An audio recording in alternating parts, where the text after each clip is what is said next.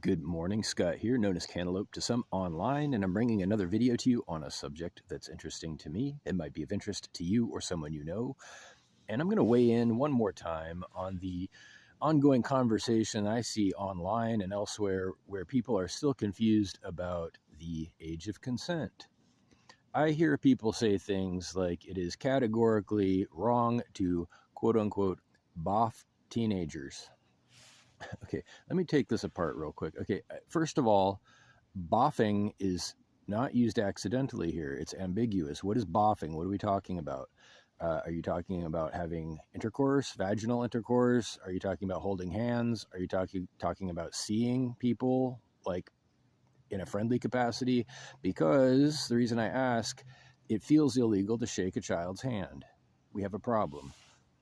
We have a big problem socially. Yes, we do. You're not allowed to look at children. They are sequestered away behind high-walled buildings in facilities until they turn 18, so you don't have to worry about them because, let's be honest, you're accustomed to boffing people, whatever that is. Let's talk about what that is. What is it you think is going to happen exactly with teenagers? What's the big concern here? You're afraid that they're going to get pregnant? Honest question. I want to know. Are you afraid that they're going to have an experience that you're not having? Please help me out. What are you talking about? Are you just talking about children should not be seen? Children should not be, with each other? Children should grow up ignorant? I think, okay, no, I'm not speaking of ignorance. I'm not trying to play stupid. I'm really not. I'm not trying to be difficult, but I think that there is hypersensitivity about this because of our culture of casual sex. Let's be honest. Let's take this apart logically and fairly. We live in a culture of commercialized sex where sex itself is inappropriate, usually. If you're using contraception, it's casual, usually. If you're an emotional vampire, it's inappropriate. If you are cruel, if you're into BDSM, if you are twisted. So our answer is to say that everyone under 18 is off limits. Okay, for what? For what exactly? To hang out with? To teach? Because I'm sorry, we need teachers, first of all. So here's where it's fallen apart, isn't it? Sex education is connected to the subject.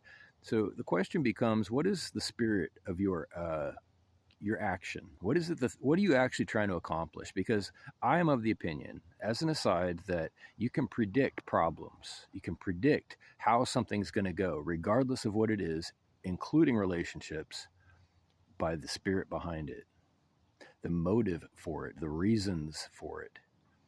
You know what's going to happen already if it's selfish, if it's something aimed to help you or serve you as an individual, or if it's something that's actually careful and considerate of other people, which may include, obviously, abstinence, waiting, due process, obtaining legitimate consent.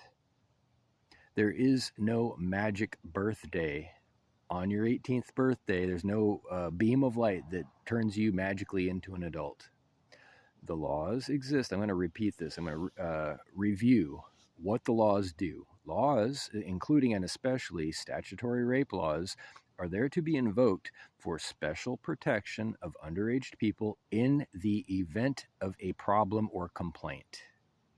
And while they may be very graphic and specific in their language, they are still symbolic. And the aim is to do justice, not to harm people. And like every law, they cannot and should not be rolled out preemptively when there's no problem. There has to actually be a problem. That is damage outside of consent. Okay. So whether you agree with this or not, whether you think that all sex is rape, whether you think that everyone under 18 should just keep their pants on at all times, it's not your business, okay, until it's your business.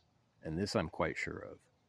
I'm tired of hearing people say it's immoral to boff teenagers. If you can't even tell me what boffing is, is it combing someone's hair?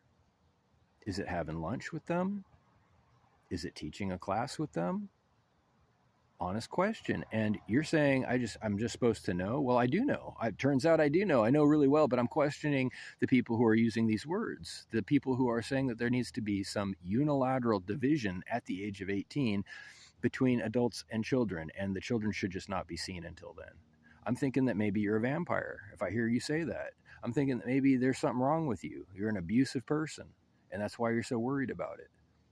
That's what I think. What is it you think is about to happen? What is it you're so worried about? Well, honest question. No trickery here. This is not rhetoric. I want to know, what is it you're so worried that's going to happen? Are they going to be corrupted? Are they going to be deflowered? Are they going to be perverted? Because many times that's not love. That's categorically that's not love. I don't even know what you're talking about at that point. That's not something I've ever looked for in my life, honestly. I'm not looking for anybody or anyone in particular. I'm just saying, why is everybody in everybody else's business before there's a problem? Imagine that you're creating problems. Imagine that the rules create more problems and more harm than they solve, because that tends to be the case. They're rolled out selectively, let's be honest. Rules, especially ones pertaining to statutory and sexual assault, are invoked selectively. They're supposed to be invoked selectively. We hear this. Okay, last thing I'll say. I'm over 6 minutes. There is an attitude that things can be illegal, out of context. That something is, a particular snapshot of an activity is banned. I want to remind you that you're living in a jurisdiction, whether it's local or national. Outside that jurisdiction, those laws are different. First of all, something to keep in mind. Second of all, historically speaking, this is all completely absurd. It's ridiculous that anyone, any authority or third party is so involved in other people's romance, which has nothing to do with anybody but those people. So how many reasons do you need to mind your business? How many reasons do you need to understand that the rules are there to streamline prosecution and investigation after there has been some kind of damage outside of a legitimate contract? We can agree that consent is a thing, and it's either legitimate or it's not. And once it is established that it was consensual, that's the end of your part of the role. You have no more business anywhere in that. And if you need to fight me or whoever because you can't mind your business, that's the way it's going to be. That's the way it's going to be. Mind your business, quit creating problems, and quit breaking up people. Okay? Quit worrying about it. It's not your business. None of it is your business. So, until there's a problem. If it turns out that someone was below the age of consent, they withdrew their consent, or they were actually damaged in some way outside of their understanding or capability of understanding, then we can talk about laws. Then we can talk about invoking statutory rape, and I will be 100% by your side throughout that whole thing. I am fair. I am motivated, so to speak. This isn't complicated. Don't create problems. Reach out with questions or comments to whitehotrobot@gmail.com. Thank you.